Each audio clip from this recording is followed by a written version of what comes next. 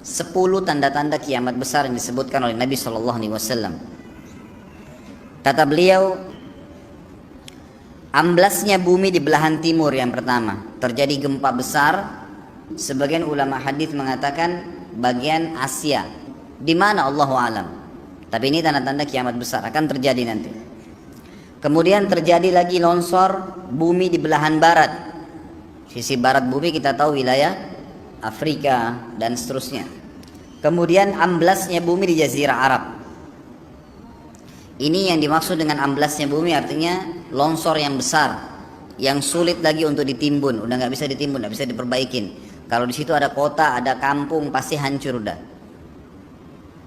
3 sekaligus terjadi longsor di 3 titik yang berbeda dan secara waktu atau dalam waktu yang bersamaan. Ini sudah selangsung 3 tanda-tanda kiamat.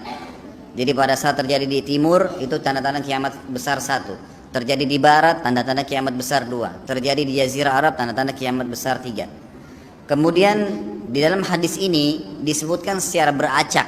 Nanti sebentar setelah saya terjemahkan hadis ini saya akan sebutkan urutannya. Lalu kata Nabi SAW, kabut yang menutupi bumi ini. Kemudian ada Dajjal. Jadi kabut itu dihitung dalam hadis ini yang keempat. Dajjal yang kelima. Kemudian yang keenam binatang melata. Nanti akan saya jelaskan juga apa yang dimaksud dengan binatang melata.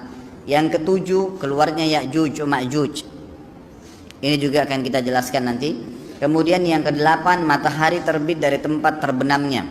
Yang kesembilan keluarnya api dari perut kota Aden yang menghalau manusia. Sulit, manusia tidak bisa melalui Jazirah Arab. Kemudian yang ke-10 turunnya Isa putra Maryam. Turunnya Isa putra Maryam. Tentu saya katakan tadi hadis ini disebutkan dan disepakati oleh para ulama sifatnya teracak. Karena cukup banyak dalil-dalil yang lain yang mengurut kejadian ini. Urutan yang pertama dari 10 ini adalah keluarnya Dajjal. Ini urutan pertama. Dajjal, jemaah sekalian, adalah diambil dari kata-kata dajalah yang berarti kekacauan. Ciri-ciri Dajjal disebutkan dalam banyak hadis yang sahih adalah mata kanannya yang paling pertama rusak seperti anggur kering. Kata Nabi SAW dalam hadis sahih, ketahuilah Dajjal buta mata kanannya dan Tuhan kalian tidak buta, karena dia akan mengaku sebagai Tuhan. Kemudian dia orangnya memiliki kulit yang kehitam-hitaman serta memiliki dahi yang lebar. Setiap orang beriman bisa membaca di dahinya tertulis 3 huruf kafara. Semua orang yang ngerti tulisan Arab, tidak ngerti tulisan Arab akan bisa tahu dan baca itu kafara, kufur. Rambutnya keriting dan orangnya tinggi besar. Kata Nabi SAW, kalau kalian dengar Dajjal keluar di satu lokasi, maka menghindarlah. Walaupun kalian harus lari ke gunung, dia akan keluar membuat kerusakan selama 40 hari. Kata Nabi SAW, 40 hari itu sehari seperti setahun, sehari lagi yang kedua seperti sebulan, hari yang ketiga seperti sepekan, dan sisa harinya seperti hari kalian. Dia akan keliling muka bumi semuanya, dan kata Nabi SAW, seluruh bumi ini akan dimasuki oleh Dajjal. Tidak tertinggal satu lorong, gang, jangankan kota atau desa, kecuali Dajjal akan masuk ke dalamnya, kecuali Madinah dan Mekah. Tidak bisa dimasuki oleh Dajjal. Kata Nabi SAW dalam hadis sahih, karena di setiap pintu gerbang Mekah dan Madinah malaikat menghenuskan pedangnya dan menghalau Dajjal sehingga Dajjal tidak bisa masuk. Pada saat dia tiba di Palestina, waktu yang bersamaan di kota Madinah berkecamuk. Kaum muslimin sepakat semua keluar untuk mengejar Dajjal dan membunuhnya. Keluar dari kota Madinah satu orang yang namanya seperti namanya Nabi Muhammad SAW, Muhammad bin Abdullah, dan dia dari turunan Nabi SAW juga. Dan orang ini punya julukan Mahdi, dikenal dengan Imam Mahdi. Inilah tanda-tanda kiamat yang kedua. Pada saat dia tiba di Mekah, dibaiatlah oleh banyak kaum muslimin, tidak disebutkan jumlah pasukannya, maka terbentuklah pasukan jihad yang mengejar Dajjal menuju ke Palestina. Lalu keluar tanda-tanda kiamat 3, langsung berentetan semua. Tanda-tanda kiamat besar yang ketiga adalah pada saat pasukan Imam Mahdi dengan pasukan jihad itu tiba di Darul Bayda namanya. Hadis menyebutkan di menara itulah, di masjid itulah Imam Mahdi mampir sholat asar bersama pasukannya. Dikatakan Isa alaihissalam akan turun sambil memegang kedua sayapnya malaikat, dan dari rambutnya yang basah meneteskan air. Maka dia pun turun, lalu kemudian dia masuk, dan orang-orang pada saat itu mengenalnya kalau dia adalah Isa, dan mereka sudah tahu ini masanya keluarnya Dajjal, ini Mahdi sudah ada. Mereka tahu akan turun Isa, sudah ada informasi seperti saya sampaikan ke Bapak Ibu sekarang. Itu multi muslimin di zaman itu sudah tahu semua. Sholatlah mereka, kemudian mereka menuju ke Palestina. Ringkas cerita adalah Nabi Isa alaihissalam akhirnya tiba dengan pasukan mujahidin di depan pintu gerbang Babulut. Dajjal mengatakan, bukakan pintu gerbang. Mereka tidak akan mampu melawan kita karena pasukannya mereka banyak memang. Maka Dajjal dengan sombongnya menunggu di depan pintu gerbang. Pada saat dibuka, Dajjal kaget melihat ada Isa alaihissalam. Dan pada saat itu kata Nabi SAW, Dajjal faham kalau sudah tiba ajalnya. Begitu melihat Isa alaihissalam, dia lari dan badannya sambil meleleh di depan para pengikutnya. Pada saat Dajjal mati, pengikutnya pada ketakutan semua. Mereka anggap Dajjal Tuhan, mereka anggap Dajjal orang yang perkasa lah, orang yang kebal lah, beragam macam kelebihan. Mereka kaget pada saat mati, maka bertebaranlah mereka dan akhirnya mereka sembunyi di bawah pohon dan di atas batu. Kemudian batu dan pohon akan memberikan penjelasan, hai muslim ini Yahudi, bunuhlah. Maka dibunuhlah pada saat itu mereka. Lalu Nabi Isa alaihissalam memimpin di muka bumi, dan kata Nabi SAW, pada saat itu Islam, agama Islam yang dibawa oleh Nabi SAW akan masuk ke semua rumah di muka bumi, gak tersisa. Satu dunia ini semuanya Islam. Hadis sahih. Maka Nabi Isa alaihissalam memimpin pada saat itu, disebutkan dalam hadis 40 tahun dengan ketenangan menerapkan hukum Islam. Semuanya beriman kepada Allah subhanahu wa ta'ala dan menjadi muslim. Setelah itu keluar tanda-tanda hari kiamat besar yang keempat, yaitu keluarnya Ya'juj dan Ma'juj. Nabi SAW sebutkan ciri-ciri mereka. Mata mereka sobekannya kecil sehingga mata mereka kelihatan seperti sipit, tapi bola matanya besar. Mereka memiliki rambut yang keriting, dan mereka memiliki poster yang umumnya seperti poster manusia. Ada hadis yang berbunyi mereka akan mendatangi sebuah sungai, kalau tidak salah namanya Sungai Tibria, airnya banyak mengalir. Kata Nabi SAW, mereka semua minum air sungai itu, dan yang terakhir dari mereka datang sudah nggak dapat air. Artinya air sungainya habis diminum. Bayangin berapa banyak jumlahnya tuh. Pada saat itu Nabi SAW mengatakan, Allah berfirman kepada Isa, berkata, wahai Isa, aku akan mengeluarkan hamba-hambaku yang tidak ada seorang pun dari kalian bisa mengalahkannya, termasuk Isa alaihissalam, nggak bisa mengalahkan. Maka selamatkanlah dirimu bersama dengan pengikut-pengikutmu ke Gunung Tur namanya. Jadi memang Ya'juj ini ciri khasnya, kata Nabi SAW, mereka memakan apa saja. Jadi bukan seperti manusia normalnya. Mereka membunuh semua yang bukan seperti mereka. Sampai-sampai kata Nabi SAW, tidak ada yang bisa mengalahkan mereka, dan jumlah mereka sangat banyak. Salah seorang di antara mereka tahu dia akan mati kalau sudah punya 1000 anak. Kata Nabi SAW dalam hadis Bukhari, kecelakaanlah bagi orang-orang yang ada di Jazirah Arab. Kemungkinan besar makna ini adalah tempat mereka dekat dengan Jazirah Arab. Kata Nabi SAW, kecelakaan bagi orang-orang yang Jazirah Arab karena telah terbuka dari lubangnya Ya'juj Ma'juj sebesar ini.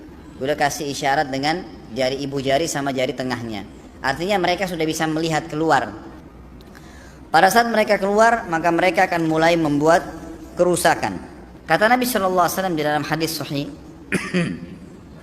riwayat Imam Bukhari, bahwasanya Ya'juj Ma'juj akan membunuh siapapun yang mereka temui. Bahkan pada saat mereka sudah merasa menguasai bumi, mereka melepaskan anak-anak panah mereka ke langit. Lalu Allah menurunkan anak-anak panah mereka sebagai fitnah dipenuhi dengan darah. Maka mereka berkata, kami telah membunuh semua yang ada di bumi dan semua yang ada di langit. Kata Nabi SAW, Allah lalu mengizinkan Isa untuk berdoa kepada Allah agar memusnahkan mereka. Maka Isa alaihissalam pun akhirnya berdoa, meminta kepada Allah subhanahu wa ta'ala agar mereka semua dimusnahkan. Maka pada saat itu pun Allah Subhanahu wa taala menurunkan kepada mereka hama.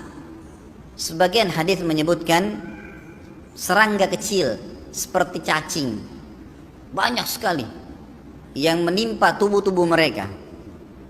Setiap orang satu, dan itu membuat mereka mati.